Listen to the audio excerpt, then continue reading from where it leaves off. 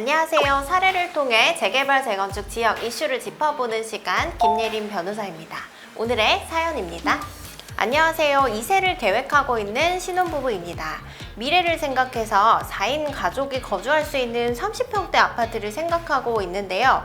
양가 부모님이 모두 노원구에 거주하고 계셔서 저희도 노원구 상계동으로 매수를 고민하고 있어요.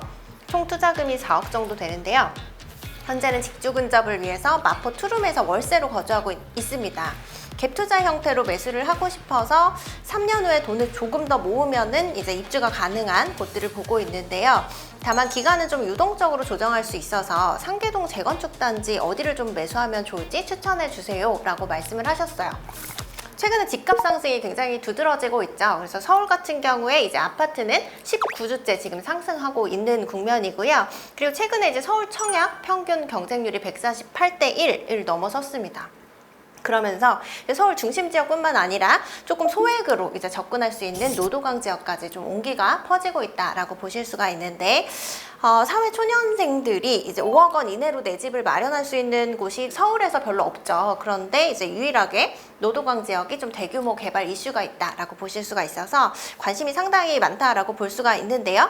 상계동 같은 경우에는 1단지부터 16단지가 대대적으로 재건축이 이뤄지고 있다라고 보시면 되는데, 대부분 사업 초기 단계에 머물러 있어요. 그래서 5단지 같은 경우에 많이 기사에서 접하셨을 텐데, 여기만 지금 건축심의 통과하고 관리처분 단계로 나아가려고 하고 있고, 나머지는 다 정밀안전진단 통과 단계에 머물러 있다라고 보시면 되는데, 1단지부터 8단지 한번 보시면은 대부분 준공 연도는 1980년대 후반이라고 보시면 되고요.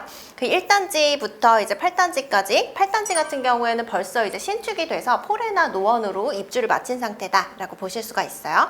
그리고 5단지를 제외하고는 거의 2000세대 이상의 규모를 보이고 있거든요.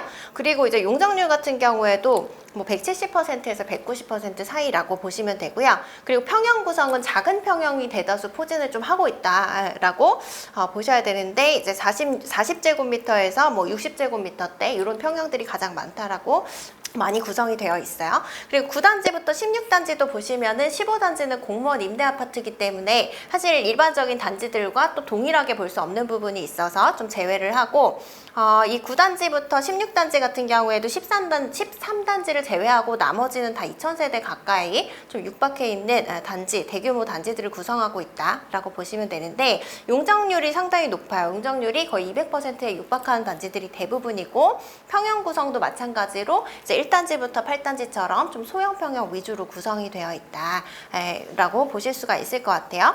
그럼 이제 매매 가격이 좀 궁금해 하실 텐데, 아까 말씀드린 것처럼 이제 사회 초년생 분들이 그 모아둔 자금이 별로 없으시잖아요. 그런데 이제 노도강 지역의 이 상계동 재건축 같은 경우에는 3억에서 5억 사이에 투자금을 가지고 이제 아파트를 매수할 수 있는 거의 유일한 서울 내 지역이다 라고 하셔서 이제 관심이 좀 많으신 것 같아요. 그래서 상계동 같은 경우에 투자를 하신다라고 하면은 가장 이제 수익성이 높다라고 볼 수 있는 단지가 상계 5단지라고 보시면 되거든요.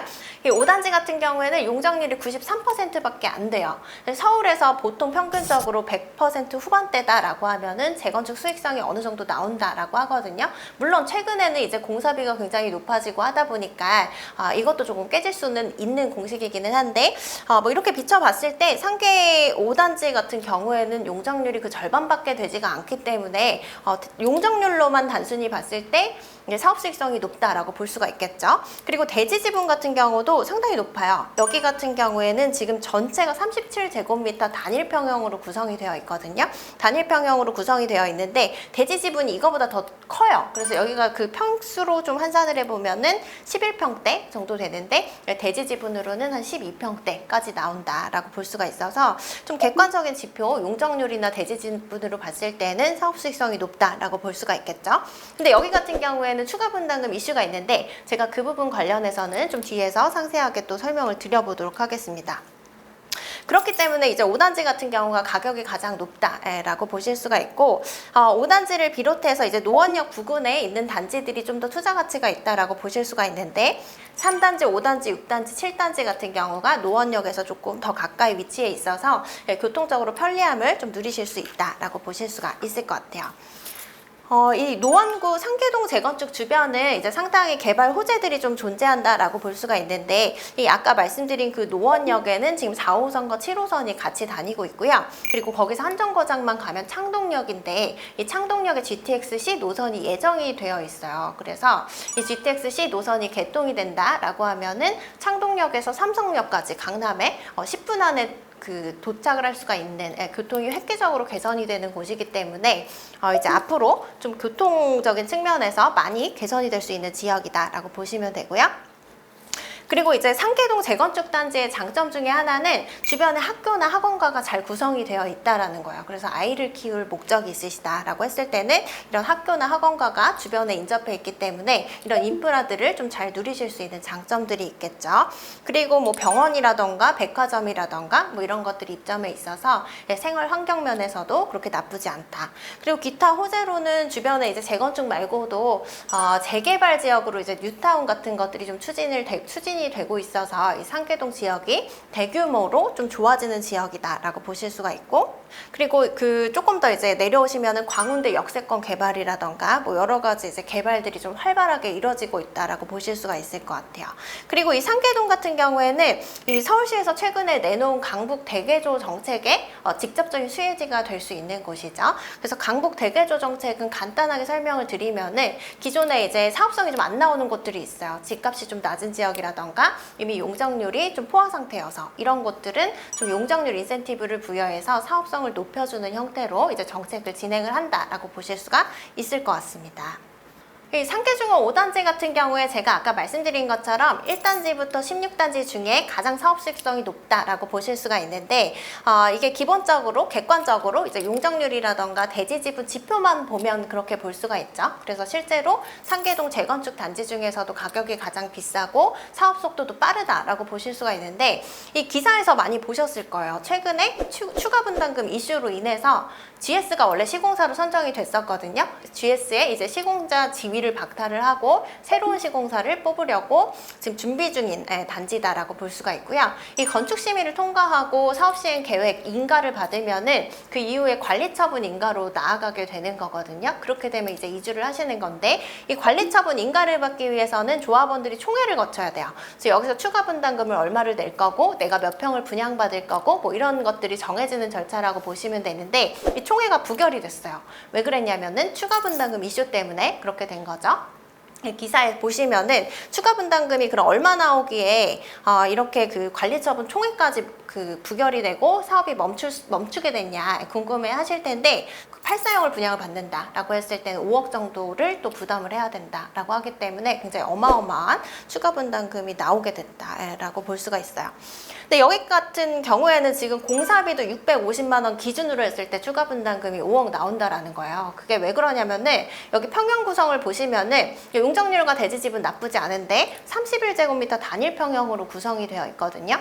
그러면 이제 새로 아파트를 지었을 때 31제곱미터로 다시 다 짓지는 않잖아요. 그렇게 되면은 수요가 있는 뭐 5구형이라던가 8사형이라던가 뭐 이렇게 아파트 면적을 넓혀서 지어야 되는데, 그렇게 짓다 보니까 거의 1:1 재건축이 돼버린 거죠. 그래서 이제 조합원들 같은 경우에는 작은 평수에서 뭐 전용 8사형 분양을 받으려고 하면 그만큼 이제 넓혀지는데 비용이 들어가니까 이거를 조합원들이 부담할 수밖에 없는 거고, 이때 이제 추가 분담금이 5억 원이 넘게 나온다라고 볼 수가 있고요. 지금 이것도 공사비가 650만 원 정도로 책정된 상태에서 추가 분담금이기 때문에 늘어날 가능성이 아주 많다라고 예상을 해보실 수가 있을 것 같습니다.